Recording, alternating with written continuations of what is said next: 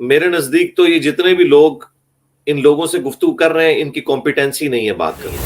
جب آپ کے پاس دین کا نالج ہے نہیں ہے تو آپ کس منہ سے جا کے ان لوگوں سے جا کے بحثیں کرتے ہیں. دوسری بات، اگر آپ کو اس حوالے سے کوئی اچھی ڈسکشن چاہیے نا تو حارث سلطان صاحب کے ساتھ جو حمزہ علی باسی صاحب نے گفتگو کی ہوئی ہے نا وہ آپ دیکھیں.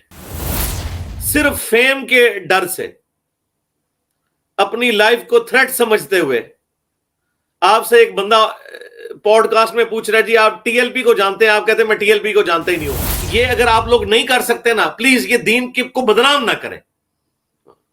بٹ یہ دین کی کوئی خدمت نہیں آپ لوگ کر رہے، یہ دین کو بدنام کر رہے ہیں. نیکسٹ علی بھائی ہمارے ساتھ محمد ابو ہریرہ بھائی ہے. السلام علیکم ابو ہریرہ بھائی، کہاں سے آپ لائیو ہے اپنا سوال کر سکتے ہیں؟ وعلیکم السلام، میں کراچی سے. جی السلام علیکم ابو ہریرہ بھائی. ماشاء اللہ تعالی ابو ہریرہ اور اس کی ماں سے صرف مؤمن ہی محبت رکھے گا، صحیح مسلم کی حدیث ہے. ماشاء اللہ تعالی جی بڑی اونچی نسبت ہے آپ کی. سوال کریں. علی بھائی میرا سوال ایتھیزم کے حوالے سے تھا. میں نے ریسنٹلی ایک پوڈ کاسٹ دیکھا تھا ایسر احمد راجہ کا اور حارث سلطان ایتھیس کا، تو اس میں تو کافی مجھے افسوس ہوا کہ جس چیز کا دفاع کرنے مسلمان آیا ہے اسی چیز کا جواب نہیں دے رہے. تو بہرحال اسی سے میرا ایک ایتھیزم میں سوال نکلا کہ اگر تو کیونکہ جو ساری چیزیں تھے لاجیکل بات کر رہے تھے کہ ہم لاجک میں یہ نہیں ہے، لاجک میں وہ نہیں ہے، تو اسلام کو کتنی چیزوں سے لاجک میں دیکھا جائے اور کتنی چیزوں میں ہم بغیر لاجک کو مانیں. کہ آپ نے یہ فرمایا کہ عقل پہ ہی جانا ہوتا، جیسے مولا علی کا قول ہے کہ موزوں کے اوپر مسح کرنے کا جو فتویٰ ہے یا جو مسائل ہے کہ اگر عقل پہ جانا ہوتا تو ہم موزے کے نیچے مسح کرتے ہیں. تو اس سے میرا سوال ڈرائیو ہوا کہ ہم کس چیزوں پہ عقل کو دیکھیں اور کن چیزوں پہ عقل کے بغیر ہم اس میں اسلام میں عقیدہ رکھیں اپنا. جی پہلے تو میں آپ کو بتاؤں، چونکہ اب آپ نے نام لے دیا ہے تو میرے نزدیک تو یہ جتنے بھی لوگ ان لوگوں سے گفتگو کر رہے ہیں ان کی کمپیٹنسی نہیں ہے بات کرنے کی. بالکل مجھے کوئی کہنے میں آر نہیں ہے. اس کی وجہ یہ ہے کہ اگر آپ نے نان مسلم سے ایتھیس سے گفتگو کرنی ہے تو اس کے لیے آپ کو اپنے دین کا بھی تو نالج ہونا چاہیے. تو دین کا نالج تو آپ لوگوں کا سامنے ہے کہ یہ جن علماء اور جن مفتیوں کو اپنا بزرگ امام مانے ہوئے نا ان کا علمی لیول کیا ہے وہ تو میری ویڈیو سے آپ کو پتا چل گیا. تو ان بیچاروں کے پاس دین کا نالج تو ہے نہیں ہے. جب آپ کے پاس دین کا نالج ہے نہیں ہے تو آپ کس منہ سے جا کے ان لوگوں سے جا کے بحثیں کرتے ہیں. کیونکہ اگر آپ کے پاس دین کا نالج نہیں ہوگا، صرف سائنس کا نالج ہوگا وہ بھی سطحی نالج، تو جب دین کے اوپر بات آئے گی پھر تو آپ کسی مفتی سے آپ کو پوچھنا پڑے گا. مفتی سے پوچھیں گے وہ بھی بیچارہ کسی بڑے مفتی سے پوچھے گا، پھر آپ ڈیبیٹ تو کر بیٹھے. تو اس لیے اصولاً ڈیبیٹ ہونی چاہیے ایگزسٹنس آف گاڈ کے اوپر. بس ونس گاڈ ایگزسٹ تو باقی تمام سوالات انویلڈ ہیں. اس کے لیے آپ ہماری ایک مجلس دیکھیں ایتھیسٹ کے 10 کوسچنز، میری آپ ایک ویڈیو دیکھیں، اس میں نے تفصیل سے گفتگو کی ہے کہ ایتھیسٹ کے ساتھ گفتگو آپ نے کس طریقے سے کرنی ہے. اور دوسری بات، اگر آپ کو اس حوالے سے کوئی اچھی ڈسکشن چاہیے نا تو حارث سلطان صاحب کے ساتھ جو حمزہ علی باسی صاحب نے گفتگو کی ہوئی ہے نا وہ آپ دیکھیں. ہاں دیکھیں آپ انگوٹھے کھڑے کر رہے ہیں. اب میں آپ سے پوچھتا ہوں حمزہ علی باسی تو کسی مفتی سے فیض یافتہ نہیں ہے، ٹھیک ہے. اسی لیے میں ان کو بتاتا ہوں کہ یار انٹلیکٹ جو ہوتا ہے نا، ذہانت جو ہوتی ہے، صحیح مسلم کی حدیث ہے دانائی بھی تقدیر سے ہے.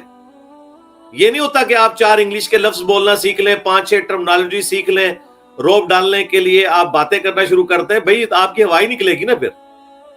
اب میں آپ نے جس صاحب کا نام لیا ہے ان کے ساتھ جو کچھ ہوئی ہے اور میں جو دوسرے صاحب ہیں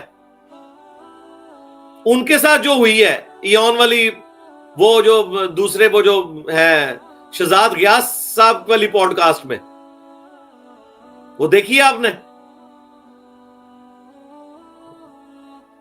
تو چھوڑ دیں یار. اس لیے یہ مجھے مشورہ دیتے تھے نا کہ انجینئر صاحب کام کریں، تو انجینئر صاحب تو کر رہے ہیں. میرا دایا وکٹری چینل دیکھ لیں، ساری ایتھیسٹ سے متعلق میری ویڈیوز ہیں. تو یہ لوگ جس کام کے بارے میں کلیم کرتے ہیں نا کہ ہمیں آتا ہے، وہ بھی اللہ معافی دے میں جب دیکھتا ہوں تو مجھے بڑی شرمندگی ہوتی ہے کہ یار یہ مطلب یہ تو الٹا بجائے خدمت کرنے کے جو ہے وہ بیڑے ہی غرق کر رہے ہیں. تو اس سے تو بہتر ہے کہ خاموش ہی رہیں. تو اصولی بات کیا ہے وہ میں نے ایتھیسٹ سے متعلق 10 کوسچنز میری آپ ویڈیو دیکھ لیں تو وہ آپ کو اصولی بات سمجھ آ جائے گی کہ ہم نے اگر ڈیبیٹ کرنی ہے تو کس طریقے پہ کرنی ہے. یہ جو آپ نے لاجک کی بات کی ہے نا، لاجک والی بات، لاجک اسلام میں ہے، لیکن جہاں پہ شرعی احکامات آئیں گے نا وہاں پہ لاجک کو دخل نہیں ہوگا. یہ بیسک پرنسپل ہے. کل کو کوئی شخص کہتا ہے جی انسانی مساوات یعنی ہیومن ایکویلٹی یہ ہے کہ ایک دفعہ پریگنینسی کی تکلیف سے مرد گزرے اور ایک دفعہ عورت گزرے، تو لاجیکلی تو یہ درست ہی لگتا ہے، لیکن مجھے بتائیں کیا فزیکلی یہ پاسبل ہے کہ ایسا ہو سکے؟ پاسبل تو نہیں ہے. اس لیے پاسبل نہیں ہے کہ اللہ تعالیٰ نے انسانوں کو ایسا بنایا نہیں ہے. آج بھی دیکھیں آپ اولمپکس میں بھی مردوں کی جو ہاکی کی ٹیم ہے اس کا عورتوں کی ہاکی کی ٹیم کے ساتھ مقابلہ نہیں ہوتا. حالانکہ گورے ہیومن ڈگنیٹی میں بلیو کرتے ہوئے مرد و عورت کو برابر سمجھتے ہیں، تو کیوں نہیں پھر مقابلہ کرواتے؟ کیونکہ انہیں پتا ہے کہ نیچرلی عورت کو اللہ نے کمزور بنایا. ہاں ہیومن ڈگنیٹی میں مرد و عورت اپنے مرتبے میں برابر ہے. بعض معاملات میں عورت کو اللہ تعالیٰ نے زیادہ مرتبہ دیا ہے مرد کی نسبت. ماں کے کیس میں 4 میں سے 3 حق پہلے ماں کے ہیں، بخاری مسلم میں ہے. چوتھے نمبر پہ باپ کا حق ہے. لیکن جب خاندانی ادارہ وجود میں آئے گا تو اس وقت طلاق کا اختیار مرد کو اللہ نے دیا ہے، کیونکہ اس کا ٹیمپرامنٹ جلدی لوز نہیں ہوتا. لیکن دوسری طرف عورت کو بھی غلام نہیں بنایا، عورت کو بھی اختیار دیا ہے خلا کا، کہ وہ عدالت کے تھرو، کورٹ کے تھرو، جوڈیشری کے تھرو خلا لے سکتی ہے. اسے بھی کوئی غلام نہیں بنا دیا کہ وہ پوری زندگی ایک مرد کے ساتھ ہی رہے گی اگر وہ اس پہ ظلم ہی کرتا رہے. تو اگر آپ ٹوٹیلٹی میں معاملات کو دیکھیں، اور پھر آخری بات، یہ سارے معاملات کو آپ نے آخرت کے ساتھ جوڑ کے دیکھنا ہے. آخرت کے کنسپٹ کے بغیر دین کا مقدمہ انکمپلیٹ ہے. ہم اس دین کے مقدمے کو ڈیفینڈ نہیں کر سکتے جس میں آخرت نہ ہو. ورنہ مجھے بتائیے دنیا کی کون سی عدالت ہٹلر کو 6 لاکھ دفعہ پھانسی دے سکتی ہے؟ اگر 6 لاکھ مان لیا جائے، ویسے تو 60 لاکھ تھے وہ، چلے محتاط اندازہ 6 لاکھ یہودیوں کو جو اس نے ناحق قتل کیا، تو دنیا کی عدالت تو اسے 6 لاکھ دفعہ پھانسی نہیں دے سکتی. لیکن اللہ تعالیٰ تو 6 لاکھ دفعہ اسے زندہ کر کے موت دے سکتا ہے نا. اور 6 لاکھ یہودیوں کے ناحق قتل کے بدلے میں اللہ تعالیٰ اسے سزا دے سکتا ہے نا. دنیا میں حسین ابن علی کے ساتھ جو ظلم ہوا تو اللہ تعالیٰ بدلہ دلوائے گا نا. دنیا میں عمار ابن یاسر کے ماں باپ جو اسلام کے پہلے شہداء ہیں، سیدہ سمیہ اور سیدنا یاسر رضی اللہ عنہما وعلیہم السلام، ان کے ساتھ جو کچھ ابو جہل نے کیا تو اس کا بدلہ تو عمار ابن یاسر دنیا میں تو نہیں لے سکے، آخرت میں لے لیں گے. تو اس طریقے سے دنیا میں اللہ تعالیٰ نے کسی کو مال دے کے آزمایا، کسی سے لے کے آزمایا، کسی کو تکلیف میں رکھ کر آزمایا، کسی کو آسائش دے کے آزمایا. آخرت کے ساتھ اسے جوڑیں تو وہ پرفیکٹ ماڈل بنے گا. اگر آپ دنیا میں لاجیکلی صرف ڈسکشن کرتے رہیں گے تو یہ ساری فضولیات ہیں. اس حوالے سے اگر کوئی، میں سمجھتا ہوں سب سے لاجیکل بندہ ہے نا جسے گفتگو کرنے کا ڈھنگ ہے، تو وہ جاوید احمد غامدی صاحب ہیں. ہمیں عقائد و نظریات میں ان سے لاکھ اختلاف، لیکن اللہ تعالیٰ نے انہیں غیر معمولی صلاحیت دی ہے. تو باقی یہ جو بیچارے پینٹ شرٹ پہن کے اور ایک ماڈرن نوجوان بن کے وہ سمجھتے ہیں ہم 4 انگریزی کے لفظ 5-6 ٹرمنالوجی سیکھ کے تو ان کو زیر کر لیں گے سامنے والوں کو. معذرت کے ساتھ وہ سامنے والے بہت اوپر ہیں ان سے، اور پھر انہیں اپنے پریزنٹ اسلامک ورلڈ کے اندر جو خرابیاں ہیں ان کا بھی جھوٹا دفاع کرنا پڑ جاتا ہے. انہیں اگر میں ان میں سے کسی کے ساتھ بیٹھا ہوں نا تو میں آدھی باتیں تو پہلے ہی ان کی مان لوں گا کہ تم ٹھیک کہہ رہے ہو، لیکن یہ جرت ان لوگوں کے اندر نہیں ہے. ٹھیک ہے، یہ لوگ تو اپنی خوابوں کی دنیا میں رہتے ہیں. آپ دیکھیں، میں نام لیے بغیر بات کرتا ہوں چونکہ پرسنل بات کر رہا ہوں. صرف فیم کے ڈر سے اپنی لائف کو تھریٹ سمجھتے ہوئے آپ سے ایک بندہ پوڈ کاسٹ میں پوچھ رہا ہے جی آپ ٹی ایل پی کو جانتے ہیں؟ آپ کہتے ہیں میں ٹی ایل پی کو جانتا ہی نہیں ہوں. صرف اس لیے کہ کل کو میں کسی کالج یا یونیورسٹی میں جا کے درس دیا تو کوئی ٹی ایل پی والا سیدھا آ کے خنجری نہ میرے پیٹ میں مار دے. اور میں یہ نہ مانوں کہ انہوں نے کس طریقے سے ملک کو بلاک کیا اور کیا انہوں نے مینٹل ماڈل خراب کیے ہیں اور عام چھوٹے چھوٹے بچوں کو برین واش کر کے تو مسلمانوں کے اوپر چڑھا دیے. تو میں اتنا بولوں کہ میں کہہ رہا ہوں کہ مجھے پتہ ہی نہیں ہے. پھر اس سے بڑھ کے میں بھول پن یہ کہہ رہا ہوں کہ جی آپ نے احمد صاحب بریلوی صاحب کو پڑھا نہیں, وہ تو بڑے سافٹ تھے. انڈیا پاکستان میں احمد صاحب بریلوی سے بڑا کون کفر کے فتوے لگانے والا تھا؟ اس نے چھوڑا ہے کسی کو؟ اس نے اہل حدیث کو, دیوبند کو, شیعہ کو واجب القتل لکھا ہے, کیٹاگوریکلی لکھا ہے, کیٹاگوریکلی احکام شریعت میں, اور کہا ان کا ذبیحہ بھی مردار ہے, یہود اور نصارہ کا ذبیحہ حلال ہے, ان کا مردار ہے.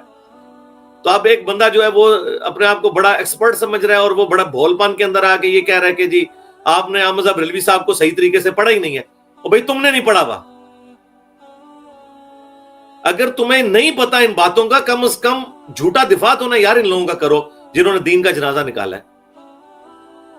اور یاد رکھیے گا کل کو اگر انہی لوگوں کی حکومت آئی نا تو یہ جو لوگ ان کے حق میں بول رہے ہیں نا, سب سے پہلے انہوں نے ان کو پکڑ کے اندر کرنا ہے. ٹھیک ہے, تو یہ سارا ایک مطلب اس طریقے سے ایک دوسرا بھائی ہے وہ ماننے کے لیے تیار ہی نہیں ہے کہ ملک میں فرقہ واریت ہے. وہ جان بوجھ کے اس کو سب کچھ نظر آ رہا ہے, وہ اسے پتا ہے کہ فرقہ واریت ہے. میرے سامنے بیٹھا ہے تو لاجواب ہو گیا ہے. میں نے ایک ایک چیز کھول کے سامنے رکھی ہے. چلیں اس کو نہیں پتا ہوگا, میں نیو ٹی وی کے پروگرام میں رمضان نشریات کے اندر سارے فرقوں کے نمائندہ علماء بیٹھے ہوئے تھے نا, تو آپ نے دیکھ لیا وہاں جس طریقے سے ان کے ساتھ ہوئی ہے. تو یہ خوابوں کی دنیا میں رہتے ہیں, اسی لیے تو چینج نہیں نہ لا سکے سرکار. چینج انجینئر صاحب کی وجہ سے کیوں آئی ہے؟ میں خوابوں کی دنیا کا بندہ نہیں ہوں, میں اپلائیڈ سائنسز کا بندہ ہوں. مجھے پتا ہے کہ یہ بات اس طرح نہیں, اس طرح ہے. اس بات کو بس اتنا ڈیفینڈ ہم کریں گے, اس کے بعد ہم ڈیفینڈ نہیں کریں گے. تو میں یہ جتنے بھی نان مسلمز یا ایتھیسٹ کے ساتھ ان کے مجادلے چل رہے ہوتے ہیں, ان میں کئی معاملات کے اندر میں مخالفین کے موقف کو آلریڈی صحیح سمجھتا ہوں کہ پاکستان میں یہ نہیں ہونا چاہیے کہ جس کا دل کرے وہ اٹھ کے تو کسی کو بھی قتل کر دے, قانون کو ہاتھ میں لے لے. اگر یہ لوگ کہتے ہیں کہ جی ہم اس کے حق میں نہیں ہیں تو ان کے غائبانہ نماز جنازہ کیوں پڑھتے ہیں یہ لوگ؟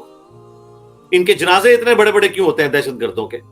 اگر یہ سمجھتے ہیں کہ دہشت گردی حرام ہے تو ان کے پھر جنازے اتنے بڑے بڑے کیوں ہوتے ہیں؟ بعد میں آ کے کہتے ہیں قانون کو ہاتھ میں لینا چاہیے. جس بندے نے قانون کو ہاتھ میں لیا اسے قانون جب سزا دیتا ہے تو 5-6 لاکھ بندے اس کے جنازے میں پہنچے ہوتے ہیں اور سارے فرقوں والے اس کے جنازے پڑھ رہے ہوتے ہیں. تو یہ بیسیکلی اس سسٹم کے اسیر ہیں, ان سسٹم کے بینیفیشری ہیں. اس سسٹم سے یہ لوگ چندے لیتے ہیں, اور سب سے بڑھ کے چونکہ انہوں نے پبلک میں جانا ہوتا ہے, یہ کوئی ایسی بات نہیں کر سکتے جس میں کسی مکتب فکر کو اس درجے میں ناراض کریں کہ وہ سیدھا اللہ اکبر کا نعرہ مار کے تو لبیک یا رسول اللہ کا نعرہ مار کے تو سٹیج پہ چڑھے اور ان کو جو ہے نا وہ منزل مقصود تک پہنچا دے. اس لیے پھر یہ ایسی باتیں کریں گے اور کتمان حق کرنا پڑے گا ان کو. تو میرا تو ان سارے اسپیکرز کو مشورہ یہ ہے, خدا کے لیے آپ لوگ یہ کام چھوڑ کے نا تبلیغی جماعت کا بستر اٹھائیں, چپ کر کے سبحان اللہ و بحمدہ سبحان اللہ العظیم کی فضیلت بتائیں. یہ کام انجینئر صاحب کے اکیلے کندھوں پہ یہ سارا کام رہنے دیں, ٹھیک ہے؟ کیونکہ میں نے تو اپنی جان رکھ لی ہوئی ہے تھیلی پہ. ظاہر ہے میں نے اپنی دنیا کی زندگی تو کمپرومائز کر لی ہے, ایون اپنی فیملی کی زندگی بھی, ٹھیک ہے؟ تو یہ اگر آپ لوگ نہیں کر سکتے نا, پلیز یہ دین کو بدنام نہ کریں. یہ دین کی کوئی خدمت نہیں آپ لوگ کر رہے, یہ دین کو بدنام کر رہے ہیں جھوٹی لیپا پوتی کر کے. یہ آپ کے اپنے سٹیجز پہ تو چل جائے گی, لیکن جب آپ حارث سلطان صاحب کے سامنے جا کے بیٹھیں گے یا کسی اور بندے کے سامنے جا کے بیٹھیں گے نا, تو وہ آپ کی نہ اتار کے نہ پگڑی آپ کے ہاتھ میں پکڑا دے گا. ٹھیک ہو گیا جی؟